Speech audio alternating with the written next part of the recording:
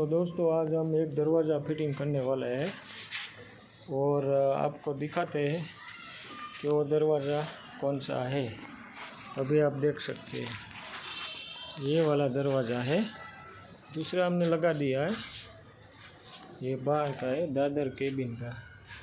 फिर हम ये दरवाज़ा लगाएंगे अभी, और उसके लिए जो सामान की ज़रूरत होती है तो ये बीड़ा है दरवाज़ा पकड़ने का, ये इलेक्ट्रिक रंधा मशीन है, ग्राइंडर है, कटर मशीन है, राउटर मशीन है, रोटरी हैमर है, स्क्रू ड्राइवर है और ड्रिल मशीन। और उसके लिए ये बीड़ा है, रंधा, दो हथौड़ी, लेवल बाटली, करवती, काटकोना, गर्मी, आरी, पक्कर, जंबूर फिर ये पेचिया, ये सब अवेलेबल है। और ये देख सकते हैं आप, ये सब हथियार हो ना तो काम होता है। वो किट हम लगाने वाले हैं दरवाजे में, वो कुछ ऐसा है।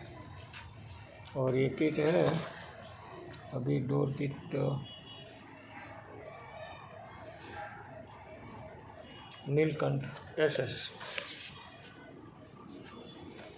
तो अभी हम स्टार्ट करते हैं दरवाज़ा फिटिंग की, आगे की प्रोसेस आपको दिखाएंगे।